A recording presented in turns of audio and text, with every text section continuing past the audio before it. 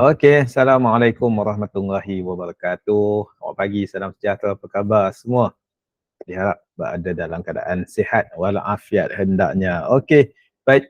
Kita bersyukur kepada Allah Subhanahu Taala kerana dapat meneruskan sekali lagi kuliah kita pada kali ini. Yang mana pada kali ini kita akan melihat berkaitan dengan topik yang seterusnya. Okey, masuk topik yang baru, okey, dan sudah tentu kita berada dalam course learning outcome, iaitu kita akan melihat CLO yang kedua. Okey, di mana CLO yang kedua ini kita akan dapat lihat pelajar dapat menerangkan etika dan peradaban. Etika dan peradaban, okey, berkaitan etika dan profesionalisme berkaitan syariah dan institusi Islam, okey, institusi Islam di mana kita dapat lihat perkara-perkara yang berkaitan dengan pembentukan pembangunan ummah ini, insya-Allah. Okey, baik. Untuk ini kita akan lihat di mana hasil pembelajaran yang akan diperolehi oleh pelajar adalah yang pertama dapat mentarifkan apakah yang dimaksudkan dengan ilmu, yang kedua membincangkan sumber-sumber ilmu, yang tiga matlamat menuntut ilmu, keempat mengenal pasti asas-asas syariah berkaitan dengan syarat-syarat dan hukum bagi ibadah, muamalah, munakahat dan juga jenayah. Okey, baik. Okey, jadi kita lihat pernyataan yang dinyatakan oleh Imam Asy-Syafi'i di mana beliau mengatakan barang siapa yang inginkan dunia, ya, dunia hendaklah dia berilmu. Okey, barang siapa yang inginkan akhirat hendaklah dia berilmu. Okey. Dan barang siapa yang perlukan kedua-duanya juga hendaklah apa? Ilmu. Jadi apa yang kita boleh faham dengan perkara ini? Okey. Apa yang kita boleh faham dengan perkara ini? Nak dua destinasi ini kita sampai, of course kita kena ada apa? Inilah sumber dia. Sumber ni adalah apa? Ilmu. Okey. Nak sampai ke akhirat perlu ada ilmu. Sebab apa? Kalau tak ada ilmu, kita akan apa? Tersidai. Kita akan tersadai. Tak sampai. Tak sampai ke dunia, tak sampai juga untuk akhirat. Okey. Jadi, pelajar-pelajar harap boleh faham dengan apakah yang dimaksudkan dengan mengapa kita perlu ada ilmu, ya. Nakkan dunia, nakkan akhirat, perlukan ilmu, nakkan kedua-duanya perlu ada ilmu. Okey. Kita teruskan dengan apakah yang disebutkan sebagai ilmu Islam, yang mana ia merupakan satu rahsia Allah Subhanahu Wa Taala di muka bumi ini, di mana Allah Subhanahu Wa Taala cukup banyak ilmu yang ada dekat muka bumi ini dan kita perlu singkap, kita perlu korek, kita perlu gali betapa luasnya ilmu Allah Subhanahu Wa Taala. Itu satu. Yang kedua, di mana dengan keluasan ilmu Allah Subhanahu Wa Taala ini dia menjadi apa? Kajian. Bila sebut kajian ini dalam bahasa Inggeris, kita dapat lihat perkataan research. Okay. Search, cari. Okay. Dan research ini kita akan apa? Cari dan terus mencari, mencari lagi, mencari lagi, mencari lagi. Kan? Takkan habis satu-satu pencarian ataupun kajian yang dilakukan. Takkan habis. Ya, takkan habis. Dan kita dekat dunia ni banyak sungguh ilmu. Kita dapat ilmu apa? Macam kita di Politeknik ini ada ilmu berkaitan dengan perdagangan. Perdagangan pecah pula kepada apa? Pecah pula kepada empat. Islamic bankingnya, okay, Islamic finance, lepas tu apa? Ada accountancy, okay, ada business study. Tak cukup lagi dengan tu, ada apa? Ada logistik. Okay, elektrik pula. Kita ada bidang elektrik. Elektrik kita ada apa berkaitan dengan DEE, elektrik, elektronik, ENE. Kita ada apa bidang komunikasi. Kita ada bidang apa komputer. Okay. Tak cukup lagi, kita ada mechanical lagi. Mechanical pecah pada empat. Yang pertama mechanical arm, yang kedua mechanical pembuatan. Okay. Pecah lagi kepada apa? Logi. Yang keempat berkaitan dengan tekstil. Okay. Tak cukup lagi dengan tu, kita ada JTMK, yang ICT punya bidang ni, di mana dia orang ada apa, networking, dan juga apa, software. Jadinya kalau kita tengok sini, sangat besar ilmu yang Allah SWT beri kepada kita ni baru dekat politeknik kita. Bagaimana pula dengan tempat lain, bagaimana pula dengan universiti, bagaimana pula kadang-kadang ilmu itu tak ada pun dalam universiti, tapi kan juga diterokai, kan research ni, manusia melakukan research yang jadi kajian, yang mana makin dikaji, makin kaji, rupanya kita ni tak ada apa pun, sikit sangat, kan sikit sangat ilmu yang kita ada. Okey. Jadi, apa yang kita dapat faham kat sini? Kita selaku manusia ini, kita sebenarnya sangat beruntung. Sebab apa? Kita adalah makhluk ciptaan Allah SWT yang sangat sempurna. Sebab apa sangat sempurna? Kita ada akal fikiran. Okey. Kita ni adalah ahsani taqwim. Wa ma khalaqnal insana fi ahsani taqwim. Wa ma khalaqtul jinna wal ins illa liya'budun. Kita ni jadikan oleh Allah SWT untuk apa? Untuk beribadat, dan secara tak langsung dalam keadaan yang sama kita ni adalah apa? Ahsani taqwim, sebaik-baik kejadian. Bila sebaik-baik kejadian ini, sebaik-baik kejadian ini, sebenarnya kita ini menanggung amanat Allah SWT, di mana Allah SWT bagi jawatan kepada kita. Jawatan apa? Sebagai khalifah, sebagai manager, kan, manager untuk uruskan alam ini. Kan, untuk uruskan alam ini sumbernya cukup banyak. Macam mana kita nak majukan dunia ini, berapa ramai boleh dapat manfaat. Inilah sebenarnya fungsi kita sebagai khalifah. Baik, kita lihat apakah yang dimaksudkan dengan ilmu. Ilmu itu dalam bahasanya adalah alima, bermaksud mengetahui sesuatu atau perbuatan yang bertujuan mengetahui sesuatu dengan daya usaha. Nak tahu sesuatu, something to know. Okay? Dan dari sudut istilah, segala pengetahuan atau kebenaran tentang sesuatu, nak tak nak ianya datang daripada Allah Subhanahu Wa Taala, di mana Allah adalah apa? Dia punya sumber. Okay? Adalah source dia. Okay? Puncanya. Okay? Dan kalau kita lihat definisi ilmu oleh tokoh Islam dan juga Barat ini, kita dapat lihat bagaimanakah yang disebut oleh Profesor Dr. Said Naqwi Al-Atas, daripada Muhammad Hatta, Izzuddin Taufik, Francis Bacon, Ashley Montagu dan juga Afan Ashif. Okey, baik. Kita lihat dahulu apa yang disebutkan oleh Dr. Said Naqwi Al-Atas. Profesor Dr. Said Naqwi Al-Atas menyatakan ilmu merupakan ketibaan makna, kan, ketibaan makna dalam diri. Okey, sampai masuk dalam diri kita. Okey, ketibaan makna ini masuk dalam diri kita, di mana secara tak langsung, kan, makna itu sampai dan kita pun mendapat sesuatu ataupun kan, idea ataupun kita dah faham something.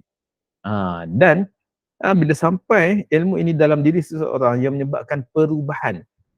Adanya, bila sebut berkaitan dengan perubahan ini, dia bermaksud apa? Movement. Pergerakan kita yang dicapai atau diperoleh merangkumi dua hal, iaitu ilmu itu asal daripada Allah Subhanahu Wa Taala, atau makrifat dan ilmu pengetahuan. Jadinya nak tak nak kita kena faham ilmu ini, bagaimanapun dia akan kembali kepada apa? Siapakah pemilik asalnya, iaitu Allah Subhanahu Wa Taala. Okey. Baik. Dan pengertian yang kedua dinyatakan oleh Muhammad Hatta, mengatakan ilmu adalah sebuah pengetahuan yang teratur. Okey, bila sebut teratur ni maksudnya apa? Systematic. Okey. Mengenai hukum secara kausal, hukum penyebab sesuatu golongan yang masalah yang sama tabiatnya, mahupun menurut kedudukannya yang tampak dari luar ataupun dalam. Okey, kalau dapat kita lihat, kita dapat tengok contoh apa? Ilmu berkaitan dengan apa? Pencemaran. Apakah itu pencemaran? Kita dapat tengok sistematik yang susunan ni. Okey, apa itu pencemaran?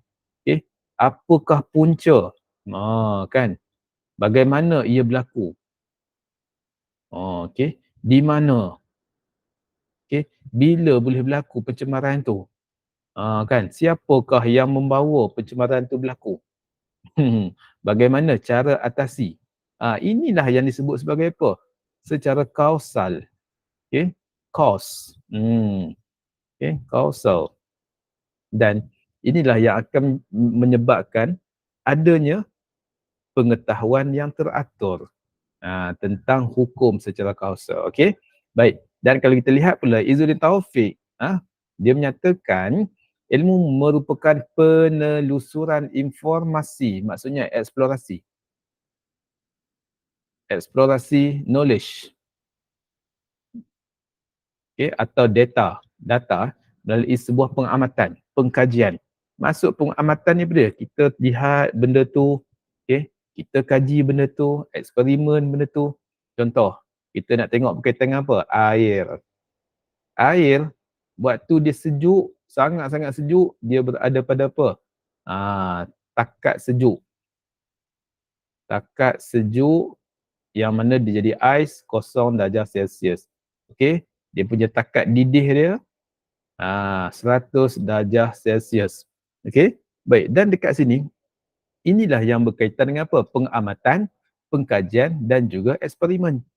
Yang mana bertujuan meletakkan hakikat, landasan dasar maupun asal usulnya. Itu baru berkaitan dengan apa? Air. Itu tak kira lagi dengan hukum fiziknya lagi.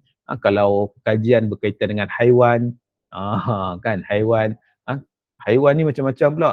Ya, haiwan yang liar lah, yang biasa lah. Kan kalau kita tengok National Geography dan sebagainya, ini juga adalah diperolehi ilmu ini daripada pengamatan. Duduklah berbulan-bulan dekat hutan itu. Tengok macam mana burung tu bergerak, tengok macam mana binatang ni bergerak. Kan contoh macam yang mengkaji ayam, kawan saya ada yang mengkaji ayam, ada yang baru ni kaji tentang ikan keli, kan, macam-macam jenis. Ada yang kaji tentang paya bakau, kan. Okey. Dan benda ni kita lihat dia perlukan kepada apa? Pengamatan dan juga eksperimen. Barulah dapat tahu ke mana, dari mana asal usulnya. Okay, sesuatu ilmu itu. Okey, baik. Dan kita lihat juga ilmu ini, takrifan dia, yang mana merupakan satu-satunya pengetahuan yang bersifat valid. Kan valid ni apa dia? Sahih, tepat. Kan? Tepat, yang disahkan. Sah. Okay? Hanya fakta yang dapat menjadi objek pengetahuan dia. Kan hanya fakta yang dapat menjadi objek pengetahuan dia. Macam apa kita dapat lihat berkaitan dengan apa? Api membakar, kan api dia ada panas, dia ada haba dia dan sebagainya. Itu adalah fakta. Dan kalau kita tengok lagi Ashley Montagu pula disebut apa? Sebuah pengetahuan yang disusun dalam satu sistem yang berasal daripada pengamatan, pembelajaran dan percubaan untuk menentukan hakikat prinsip tentang hal yang dikaji. Hampir sama dengan papasan kita sebelum ini. Dan Afan Nashif pula mengatakan ilmu pengetahuan berkaitan pengetahuan manusia tentang alam, fikiran dan masyarakat. Kalau berkaitan dengan alam ni kosmologi, kan, kosmologi ataupun dalam bidang sains, kaji tentang apa? Kaji tentang langit, bumi, haiwan, manusia, kan. Tentang alam sangat luas. Fikiran masyarakat. Yang setengah tu kajian tentang apa? Social, sains sosial, ilmu kemasyarakatan. Kalau orang ni jenis macam ni, dia punya cara dia, kan dia ada world view dia. Dan ini sangat menarik sebenarnya. Dan beliau mencerminkan alam dan pelbagai konsep, kategori, hukum yang ketetapan kebenarannya diuji oleh pengalaman praktis. Bukannya dia hanya berfalsafah semata-mata, tapi dia juga orang kata apa, berpijak di bumi yang nyata. Mesti ada pengalaman praktis pengamalan dia. Okey.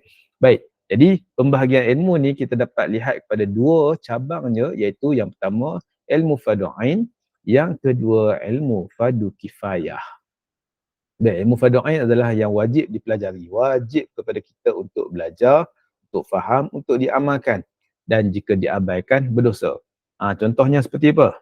Seperti solat, kan, puasa, zakat, haji. Okay? Dan ilmu fardu kifayah cukup jika sekumpulan orang mempelajari dan mengetahuinya pula. Jika tak ada manusia yang mengetahuinya, maka semua dikira berdosa. Kan kena tahu, kena belajar. Okay? Kalau tak, akan masuk dalam keadaan berdosa. Kita tak nak berlaku benda ni dekat diri kita. Jadinya, ilmu syariat ataupun ilmu fardu ain ni, jadi kita semua ni wajib pelajari. Kan? Wajib pelajari. Contohnya seperti apa? Rukun iman yang kita dah belajar sebelum ni kan. Okay? Rukun iman. Jadi kita lihat juga berkaitan dengan apa lagi? Berkaitan dengan apa? Akhlak. Okay? Ibadah rukun Islam. Okay? Dan kita dah tengok dah. Dan masyarakat wajib pelajari seperti anda dalam keadaan sekarang ni. Mungkin anda yang belajar berkaitan dengan bisnes, yang berkaitan dengan logistik, Islamic banking, Islamic finance, yang bidang kejuruteraan. Semuanya kita wajib pelajari. Jangan kata aku nak belajar tentang agamanya. Tak, kita kena tahu semua benda. Kan teknologi pada zaman sekarang kita kena tahu. Kan saya pun belajar berkaitan dengan AI. Saya pun belajar dengan teknologi ni. Macam mana nak gunakan, macam mana nak guna pen ni, nak tulis ni. Semua kena tahu. Kita tak boleh insecure. Tak tahulah, saya tak boleh belajar lah. Jangan. Zaman sekarang ni kita kena kuasai banyak ilmu. Kuasai banyak ilmu. Jangan membiarkan diri kita terkebelakang. Okay? Baik. Jadinya kita boleh faham apa? Ilmu fardu ain ini tanggungjawab setiap individu untuk pelajari. Okay? Each person kena belajar. Tak boleh tidak. Jangan kita tinggalkan. Okay? Dalam masa yang sama juga, kalau kita tak belajar, maka ia dikira belum laksanakan tanggungjawabnya dan berdosa. Kita tak nak jadi macam ni. Okay? Contohnya apa? Kita pelajari Al-Quran. Of course, ni wajib bagi kita. Healing untuk kita sebenarnya, bila kita baca Quran ni, kan, solat 5 waktu. Ini juga healing untuk kita. Kan, berpuasa dalam bulan Ramadan. Ini adalah apa? Restore. Kan, default. Default factory setting. Okay. Kalau bahasa phone ni lah kan, default factory setting. Sebab apa? Allah nak jadikan badan kita ni supaya apa? Kembali pula macam keadaan yang normal. Bukan normal tu selalu makan. Maksudnya, okay, kita nak reset balik. Kan, kita nak reset balik. Okay, dan kita menunaikan haji. Okay, ini adalah fardu ain. Okay, manakala ilmu fardu kifayah pula tanggungjawab sekumpulan tertentu sahaja yang mewakili orang Islam. Contohnya dalam satu kawasan ini, ada tanggungjawab. Ini doktor. Kan, dia kena tahu ilmu kedoktorannya dekat kawasan tu. Ini pula berkaitan dengan apa? Tukang pipe. Kan, dia kena tahu. Kalau tak, habislah kita duk rujuk dekat orang lain, dekat orang luar. Tukang pipe acong. Contoh. Kan? Okay. Gunting rambut sami value. Kan? Apa salahnya? Kat sini juga ada apa? Gunting rambutnya. Okay. Sini pula ada kedai makannya. Itu adalah apa? Fardu kifayah. Okay. Jika ilmu ini telah dipelajari oleh segolongan, maka orang Islam lain bebas daripada tanggungjawab. Okay. Jika tak ada seorang pun yang pelajarinya, maka semua ahli masyarakat berdosa. Contoh ilmu kedoktoran, sains, tafsir dengan mendalam dan sebagainya. Okay. Baik. Itu berkaitan dengan fardu kifayah. Jadinya, ilmu yang diwajibkan masyarakat Islam secara kolektif bersama-sama bagi kepentingan hidup demi mencapai keselesaan, kestabilan dan keamanan hidup dekat dunia dan juga dekat akhirat. Kita kena kuasai ilmu ini. Kan, dan sebaiknya kita kena jadi pakar. Apa-apa kita akan dirujuk. Kita akan jadi pakar rujuk. Kita expert bidang ni. Kan, janganlah kita sia-siakan perkara-perkara yang macam ni. Okey, baik. Seterusnya kita lihat sumber-sumber wahyu. Sumber-sumber wahyu ini terdiri daripada daripada wahyu, intuisi, panca indera, akal, naluri dan juga kepintaran. Kita lihat yang pertama, apakah yang dimaksudkan dengan wahyu? Wahyu ini adalah ilmu naqli daripada Quran, daripada hadis Nabi. Yang mana datangnya daripada Allah SWT meliputi ilmu syariah, ilmu agama. Kalam Allah yang Allah SWT diturunkan kepada Nabi Muhammad SAW, Rasulnya melalui malaikat Jibril. Nampak ada dia punya apa? ada dia punya hierarkinya kepada Rasul, kepada Malaikat Jibril. Okay. Malaikat Jibril turun pula kepada siapa? Nabi Muhammad. Okay. Dan Nabi Muhammad kan turunkan pula kepada manusia. Dan kita lah dapat benda ni. Okay. Tujuannya untuk apa? Untuk mengajak manusia ke arah kebaikan dan mencegah kepada kemungkaran. Jangan buat benda yang tak sepatutnya. Dan sumber ilmu ini adalah yang tertinggi, level yang tertinggi dan bersifat Rabbani, sifat ketuhanan.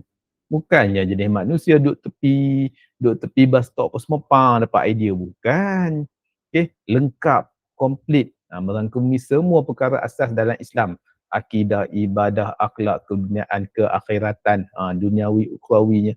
Cumanya manusia ni dia nak terima ataupun tolak. Okay. Kalau dia tolak tu maksudnya apa? Dia banyak songeh lah. Kan? Dia memang banyak alasan. Okay? Tapi manusia ni kita kena terima. Sebab apa? Ini adalah wajib bagi manusia yang mukallaf, yang dipertanggungjawabkan. Yang dipertanggungjawab. Okay? Baik, seterusnya kita lihat. Sumber ilmu juga datangnya daripada ilham. Kata akar bahasa Arab adalah lahama, yang mana ia adalah intuisi, ilmu yang diperoleh melalui penghayatan secara langsung. Terdiri daripada dua, iaitu yang baik datangnya daripada Allah Subhanahu Wa Taala dan yang buruk itu datangnya daripada bisikan syaitan. Kadang-kadang kita healing, lepas tu kita dapat idea. Kita macam ada me time, kita dapat idea. Kan idea kita itu boleh jadi apa? Sama ada baik, sama ada buruk. Dan baik itu datangnya daripada Allah Subhanahu Wa Taala. Dan buruk itu datang daripada apa? Gangguan syaitan. Okey. Baik. Dan ia dianggap sangat tinggi oleh golongan tasawuf. Dan perolehan ilmu ini memerlukan kepada apa? Latihan yang bersungguh-sungguh. Untuk dekatkan diri kepada Allah Subhanahu Wa Taala serta jauh daripada niat yang buruk. Okey. Kalau orang tu baik hubungan dia dengan Allah SWT, insya-Allah Allah SWT akan kurniakan ilham yang baik-baik. Tapi kalau orang tu banyak melakukan maksiat, kemungkaran, na'uzubillah, diminta lindung, takut-takut ilmu itu adalah bisikan syaitan. Okey, kita lihat pula apa bezanya ilham dan juga wahyu. Wahyu itu adalah kalam Allah Subhanahu Wa Taala. Manakala ilham itu datang daripada penghayatan secara langsung. Dan kurniaan kepada Allah Subhanahu Wa Taala kepada siapa yang Allah Subhanahu Wa Taala nak bagi, dan perlukan kepada ketulusan, kesucian, keikhlasan zahir, batin dan diikuti dengan apa? Zikrullah yang berterusan. Okey. Manakala wahyu itu diturunkan kepada nabi dan juga rasul. Dan kita ni selaku manusia ni dapat apa? Dapat ilham. Kan Allah SWT connectkan ilmu satu ni dengan ilmu ni. Tu yang jadi apa? Sel otak berhubung. Kan? Okay? Kan kita main puzzle. Main puzzle. Lepas tu dekat sini tak ada. Tak ada kan? Lepas tu Allah SWT bagi ilham, complete this puzzle. Complete. Okay? Inilah ilham. Kan? Allah SWT bagi ilham kat kita. Dan untuk dapatkan ilham ini, kita tidak boleh mengharapkan langsung ganjaran pada Allah SWT semata-mata untuk dapatkan keredaan. Nak tak nak, semuanya datangnya pada Allah Subhanahu Wa Taala. Okay? Baik. Alright, seterusnya naluri. Yang mana ilmu yang diperoleh melalui warisan genetik. Tak perlu dipelajari kerana memang semula jadi. Contohnya apa? Bayi menangis. Pasal apa bayi menangis? Sebab lapar, sebab dahaga, sebab terancam, sebab rasa apa? Sakit perut. Okay? Ini naluri kita. Memang kita semua ada naluri ni. Okay? Kita ada naluri ini. Okay, seterusnya kita dapat lihat akal juga adalah sumber ilmu kita. Merupakan kurniaan Allah SWT yang paling tinggi nilainya terhadap manusia untuk bezakan yang baik dengan yang buruk. Dan apatah lagi kita ni sebagai manusia yang diberikan akal, inilah level kita, high level bila ada akal ni.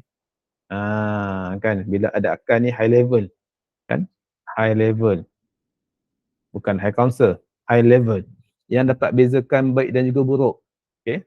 Yang manakah baik, yang manakah buruk. Okey, ini peranan akal. Dan kecerdasan akal berbeza antara sama lain. Macam mana pula kita nak pastikan akal ni sentiasa high level? Di segi kita punya niat, pemakanan kita. Sebab apa? Otak kita ni, akal kita ni, dia ada apa? Dia perlukan makanan yang betul. Kan? Makanan yang betul. Dia nak proses benda yang betul. Kalau kita bagi benda yang tak sihat, otak kita ni dipenuhi dengan input-input yang tak sepatutnya. Okay? Itu sebab dia kena juga ada pada persekitaran yang betul, pendedahan yang betul dan juga usaha yang betul. InsyaAllah akal ini akan apa? Akan jadi optimum. Okay? Dia punya usaha dia. Okay? Dan Islam juga mengiktiraf akal sebagai sumber ilmu pengetahuan, namun perlu dibimbing oleh wahyu. Akal dia tak boleh sendiri. Dia perlu gabungan dengan apa? Wahyu. Barulah apa? Akal ini akan komplit. Dia akan komplit. Kalau tak, dia akan apa? Terpesong dengan sendirinya. Kan kalau tak ada wahyu, apa akan berlaku? Akal ini akan apa? Terbabas. Akan terbabas. Akan, orang kata apa? Akan jadi haru biru. Akhirnya jadi apa? Jadi gila. Ni yang tak nak berlaku ni.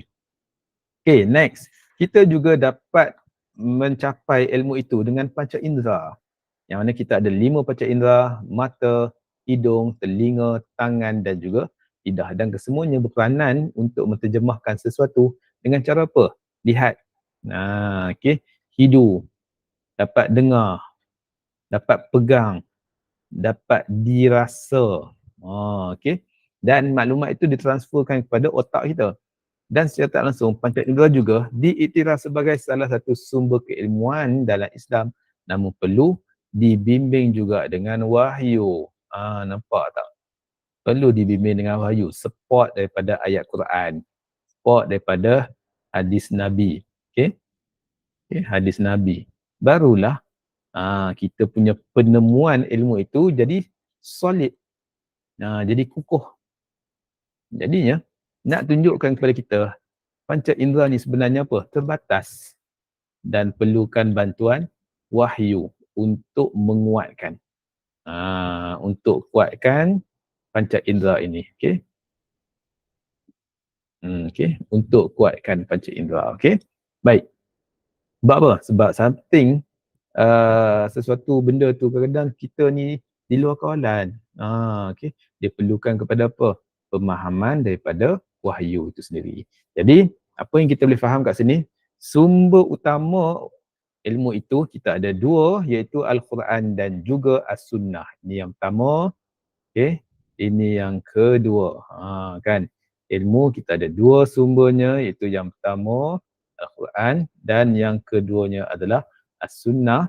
Yang kedua, ilmu sekunder ini maksudnya datangnya daripada siapa? Datangnya daripada Al-Quran dan juga As-Sunnah. Selain pada Quran dan juga Sunnah, itu boleh diterima selagi mana tak bercanggah. Okay. Boleh diterima, tapi selagi mana tak bercanggah. Okay. Baik. Adakah AI bercanggah? AI tak bercanggah, tapi kena gunakan dengan bijaksana. Okay.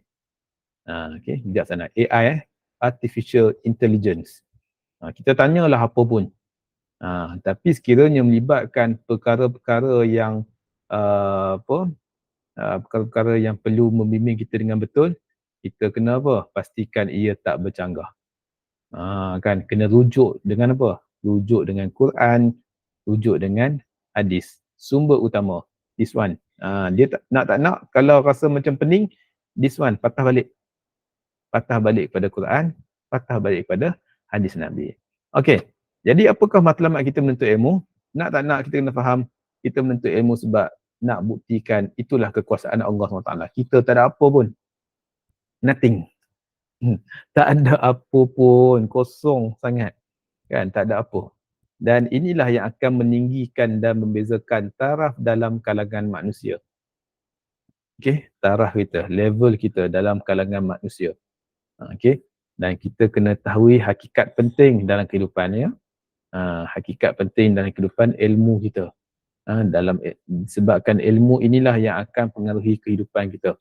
Nak jadi orang elok, nak jadi orang yang tersasar. Okay? Kenali diri kita sendiri dengan ilmu tu sendiri dan pahala kita berpanjangan. Dan akhirnya, bila kita kenali diri, kita akan dapat bangunkan diri. Maksudnya apa? Kita nak graf diri kita ni semakin apa? Semakin meningkat. Dan dapat juga melaksanakan amanah dengan sebaik mungkin. Dalam masa yang sama juga, kita juga dapat bentuk kepribadian sasiah kita. Jadi orang yang ada akhlak mulia. Okay? Okay. Kita juga dapat bangunkan alam ini dan manfaatkannya. Hari ni orang buat teknologi apa semua, itu manfaat tu. Tapi kalau salah guna, ia jadi apa? Okay, kita tak dapat manfaat, dia akan bawa kepada kehancuran. Akan hancurkan manusia. Tu yang datang macam-macam penyakit. Kan? Makanan dia buat dengan makanan instant apa semua. Akhirnya apa? Manusia dapat penyakit yang macam-macam. Dulu kalau kita nak tengok orang dapat penyakit umur 40, 50 macam tu. Sekarang ni budak-budak pun dah dapat penyakit. Okay? Ni sebab apa? Salah guna. Akhirnya ilmu itu dapat dekatkan diri kita dengan pencipta dan kebahagiaan dan juga kesejahteraan hidup manusia dan juga alam ini berbalik kepada apa? Dengan ilmu. Okay? Contoh hidup kita, alam kita, kita ada kucing. Kucing ni kan, kucing ni kita nak bagi dah dia hidup dengan elok apa semua kan, pergi jumpa doktor. Doktor pula beritahu, oh dia sebenarnya tak apa sihat, dia stres. Padahal dia bukannya kerja pun. Kan? Itu sebab apa? Adanya ilmu di kalangan doktor veterina. Kan? Nampak tak? Dia bawa kebahagiaan. Bukan setakat manusia, tapi turut merasainya adalah alam. Okay? Baik. Siapa yang akan dapat, siapa yang akan rasai kelebihan orang yang berilmu ini? Dan apa yang dia dapat sebenarnya? Bagi orang yang berilmu ini, kelebihan dia mendapat darjat yang tinggi di sisi Allah SWT. Level dia naik. Okay? Ilmu satu-satunya pewaris Nabi, dimuliakan dan dihormati oleh masyarakat, dan manusia ini dia akan takut dan bertakwa. Takut lakukan perkara yang mungkar, yang bentuk maksiat, dan bertakwa makin lama dia akan taat, patuh kepada Allah Subhanahu Wa Taala. Okey, baik. Dapat sesuatu untuk topik kita pada kali ini, iaitu apa? Manusia yang berilmu. Okey. Manusia yang berilmu. Okey, kita dah lihat berkaitan dengan ilmu dan juga kelebihannya.